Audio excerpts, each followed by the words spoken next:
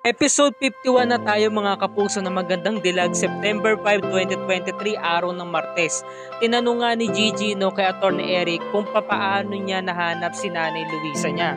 Ngayon pala, nung palang tumatawag si Attorney Eric nung gabi kay Gigi, kasama niya na pala tong si Nanay Luisa sa opisina niya. Pinatawag niya lang yung kanyang sekretary para palitan ng damit itong si Luisa dahil nga nabasa nga sila ng ulan. Nagising na lamang itong si Luisa at nagulat siya bakit ganun yung suot niya, nag-iba na, diba?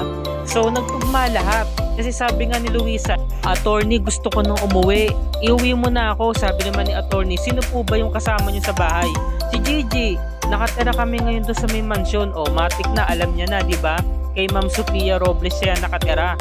Tapos naalala din niya yung mga theory nito ni Donna na magkahawig talaga sila ni Greta saka si Gigi, baka isa lamang sila. Tapos noon tumawag na nga siya kay Greta, di ba, sabi niya, "Saglit lang po Ma'am Luisa, bago po tayo umalis, may tatawagan lang po akong tao." Hindi niya pinaririnig kay Luisa na si Greta yung kausap niya sa kabilang phone. Si Greta at si Gigi isa kasi nga hinuhuli pa lang talaga ni Attorney Eric.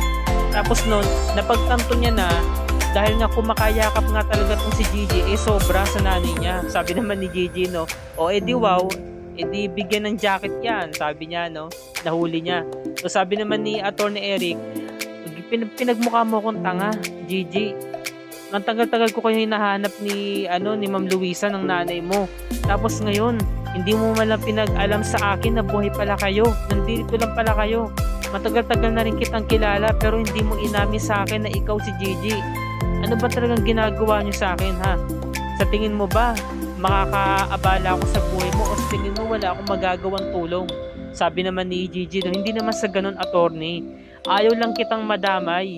Ginawa ko to, desisyon ko to na hindi ko ipaalam sa mga taong malalapit sa amin ang buong pagkatao ko. Kasi ayaw ko nang madamay kayo o makialam kayo sa mga pinaplano namin ni Tita Sofia.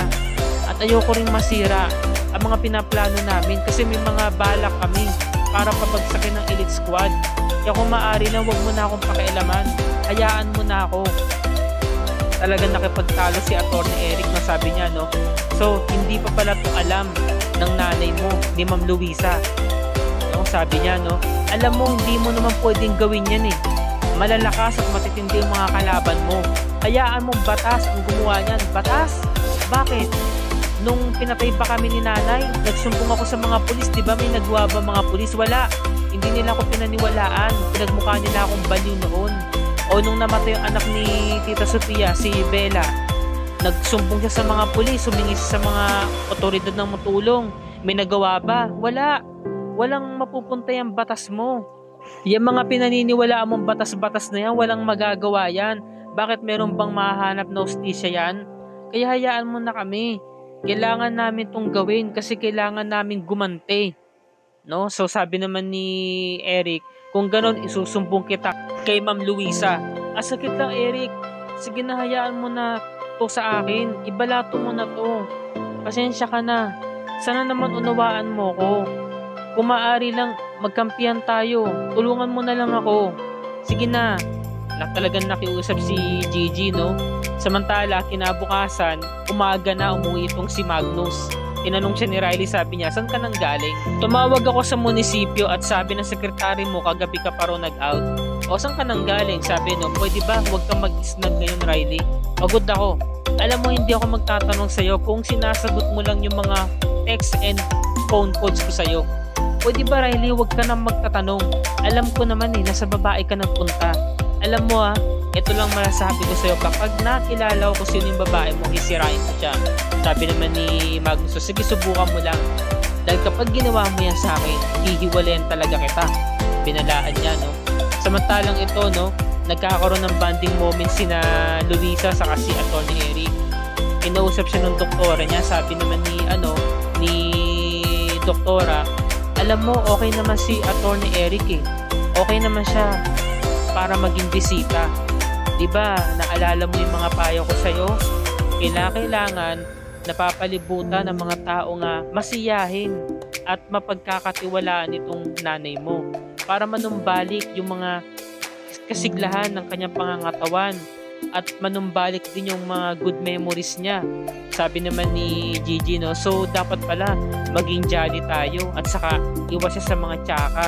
Mabuti na talaga maganda tayong dalawa, doktora, no. Saka dapat pala talaga binigyan ko ng paalala yung mga katulong namin na hindi dapat siya makakita ng mga pinagbabawal, yung mga makakapag-trigger sa kanya, gaya na lamang ng sunog. So ito na, pinapakain na ni Gigi yung nanay niya. Sabi naman ng nanay niya, Gigi, baka naman hindi ka kumakain ha. Okay lang ako, Nay. Sige pa, kain pa tayo. So biglang dumating to si Atty. Eric. Yung pala, sinundo niya si Donna. Sabi niya, nandito na siya. So nung pagpasok ni Donna sa kwarto, umiiyak talaga siya. Tuwang-tuwa talaga siya. Ninang! Bigla agad siyang lumapit. Susunggapan niya si Ninang Luisa niya. Biglang tumayo si Luisa, natakot. Sabi niya, Ninang, hindi niyo pa ba ako nakikilala? Ako po ito si Donna, yung inaanak niyo. Anak po ko ng kumari niyo, si Ruby. Sabi naman ni Gigi, Nay, si Donna po yan, yung inaanak niyo, yung beshi ko. Sabi naman ni Luisa, Donna, ikaw nga, niyakap niya. So nagkaiyakan sila. Sabi niya, Ninang, akala ko po talaga wala na kayo. Ang laking pasasalamat ko, sa wakas nakita ko na kayo. Mabuti naman, okay na kayo, Ninang. Tagal-tagal ko pong hinanap. Tapos lumingon si Donna sa likod, Beshi. So nagyakapan sila. Kasi nga namiss silang isa't isa. Nag-iyakan talaga. Sobrang nagdrama itong eksenang to. Tapos sabi naman ni Donna, sabi na nga ba ikaw yan may pa-deny-deny ka pa, baklang to, sabi niya. Natawa ako dito Sabi naman ni Gigi, pasensya ka na talaga, Beshi. Ginawa ko lang to kasi ayoko talagang may madamay. Ayoko madamay kayo. Alam mo ba, hindi ako okay nung araw na nagkita tayo doon sa rally ni Magnus, Akala mo ba okay lang sa akin to? Na matanggap yon, na itanggi ko na ako si Gigi sa'yo? Sabi naman ni, basta imbierna pa rin ako sa'yo. Ikaw naman kasi napakadaya mo. May mga pa-secret-secret ka pa sa akin. Ako na lang to ng paghulihan. At saka meron pa palang pa-doktor yung ilong mo Sabi naman ni Gigi, umamin ka. Gustong-gusto mo tong pesla ko ngayon, Medyo naman, okay lang. Basta i-promise mo sa akin na sa atin lang to Sabi naman ni Donna, Akalain mo yon, talagang magkikita pa talaga tayo sa campaign rally ni Magnus. So narinig siya ni Luisa, sabi niya, campaign ni Magnus? Anak, tinatanong kita, sagutin mo ko. Nagpunta ka sa campaign rally ng demonyong yon? Di ba delikado doon? So nagdahilan tong si Gigi, nakaligtas siya, sabi niya, Nay, napadaan lang po talaga ako doon. Hindi naman ako magtatagal doon kasi mga plastic at mga demonyo yung mga tao doon. Ayoko marinig yung mga kaplastikan nila. Kaya umalis na agad ako. At nagkita naman kami doon ni Donna. Ayun lang yun. So sumegway din yung nurse. Sabi nung nurse, ay ma'am, oras na nga pala para inumin nyo yung gamot nyo. Tara na po. So ito na. Nakiusap si Gigi, bumulong siya kay Donna. Sabi niya, Beshi, pwede bang ilihim na lang natin to? Sa atin na lang to. Yung mga pinaplano namin ni Tita Sofia. Kasi ayoko malaman ni nanay O sige, promise. Papagkakatiwalaan naman ako Pero ba't pa kasi lumalapit pa kayo sa elite squad? Di ba parang nilalapit mo rin yung sarili mo pati sa nanay mo sa kapahamakan? Sabi naman ni Gigi, di ba nga may mga pinaplano kami ni Tita Sofia. So niyakap ni Donna si Gigi, sabi niya, huwag ka nang tumanggi, Beshi basta kahit anong mangyari po, protektahan kita. Lalo na't nandito na ako, magkakasama na tayo. So ito na, kinabukasan, na good morning yung staff kay Riley. Good morning ma'am, sabi naman ni Riley, alam mo, mas magandang pakinggan kung hindi ka magsasalita, kung mananahimik ka. Ngayon, nakita ni Riley yung mga damit na nakabalandra lang sa may upuan. So nag-trigger siya, nagalit siya. Kanino to? Sino naka-assign dito? So lumapit siya doon sa staff. Alam mo ikaw, dapat itong gawin ko sa'yo. Kinuha yung steam iron. Pinaso yung dalawang braso, kakaawa yung staff. Iyak ng iyak. Susunod na gawin mo yan, hindi lang yan ang mararanasan mo. Walang niya talaga itong si Riley na nanakit ng staff. Samantala ito na, nagpunta nga itong si Greta kay Sofia sa tagpuan nila. Samantalang itong si Sofia nagtatampo kasi nga nalaman na nga ni Atty. Eric yung sekreto ni Greta. Tapos noon, nalaman din niya na tinanggap pa pala nito ni Greta si Donna at pinatuloy pa sa bahay niya. At nagtatampo nga itong si Sofia na marami na nga sila, marami nga. Wala namang pag-usad o progress yung mga pinaplano nila. So pinalakas ni Gigi yung loob ni Tita Sophia niya. The more the merrier. Mas marami, mas bonggacious. Sabi niya, no, ngayon pa, marami na kami. Kaya lalong nalakas ang loob ko na ipagpatuloy yung mga pinaplano natin, tita. Kaya ikaw, relax ka lang. Ngayon, ready na akong pabagsakin ng mga chararat. Sinabi niya, no? Kinakailangan ko na talaga silang balikan at ipagpatuloy yung mga naudlot nating plano. At ito na nga, nakipagkita nga siya rito kay Allison. Para nga kamustahin ko anong kalagayan nito matapos nga sa mga nangyari sa kanya. Kung nakarecover na ba siya. Sabi naman ni Allison, sa tingin ko, Greta, hindi ako makaka-recover sa mga nangyari sa akin. Ano ka ba? Alam mo ba, tiger ka? Bakit mo naman ako tinatawag na tiger? Ikaw pa, napakatapang mo sa dami-dami ng mga pinagdaanan mo, di ba? Ngayon ka pa ba susuko? At saka meron akong good news sa'yo kaya ako nakapagkita. Nakiusap kasi sa akin si Magnus na kunin kitang model para sa Bellatrix. So, G ka ba? Oh my God, Greta, maraming salamat. Sobrang blessing ito. Tamang-tama to para makapagsimula ulit ako. Sabi naman ni Greta, huwag ka sa magpasalamat. Kay Magnus ka magpasalamat. Kamusta na nga pala kay ni Riley? Alam mo, pwede ka makipagkita sa kanya. Sayang naman yung friendship mo sa kanya. Sabi naman ni Allison, hindi, no? Wala akong pakialam sa kanya, hindi ko nga siya iniisip Matapos yung siraan yung career ko, siya ngayon dahilan kung bakit ako nasira. Gusto ba maging tulay ako para sa yung dalawa? Hindi na, no? So pinunta niya agad si Riley. Sabi naman ni Greta, alam mo ba, namimiss ko si Allison kasi gawa nga ng mga nangyari sa kanya. Saka alam mo ba, sinabi sa akin ni Allison, namimiss ka raw niya. Talaga ba? Oo. Sinabi pa nga sa akin ni Allison na napagbintangan ka lang daw niya na nagkalat ng mga issue. Sabi naman ni Riley, no, alam mo naman kasi yan si Allison, hindi naniniwala sa mga sinasabi ko. Sinabi ko na nga sa kanya na wala akong kinalaman tungkol doon sa pag-escort niya.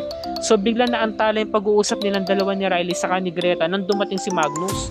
Hinila si Riley inangat siya at nakipag-usap sa may dulo. Sabi niya, may nakarating sa akin na balita na isa na naman sa mga staff natin sa Capsules ang sinaktan mo. Umamin ka nga, Riley, totoo ba? Oo na, totoo, sinaktan ko. Dahil wala siyang kwenta. Alam mo ba, ikaw ang may kasalanan ng lahat ng to Ibinuntun ko sa kanya yung galit ko nang dahil sa'yo.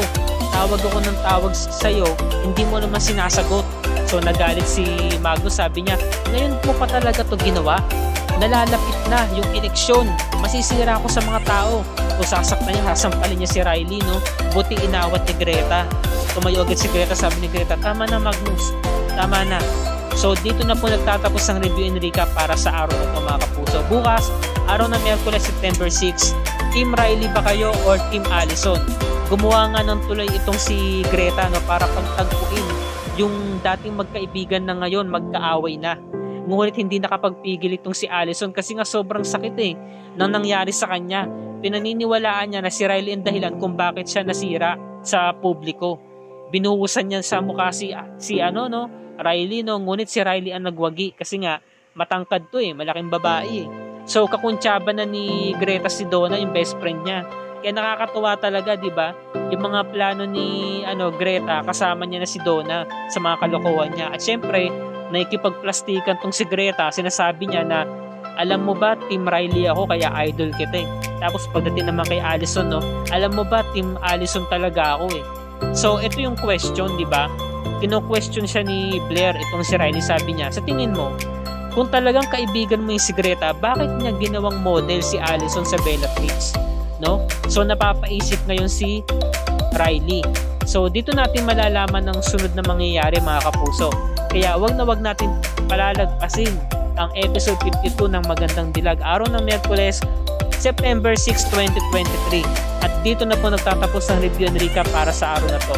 Kung bago ka pa lamang kapuso sa aking channel, please like this video at i-share mo na rin ito sa iyong social media platforms. I-hit mo na rin ang subscribe button with notification bell icon para lagi ka updated sa mga episodes ng Magandang Dilag and other GMA shows tulad nito. Maraming salamat sa inyong panonood, mga kapuso, and God bless us all.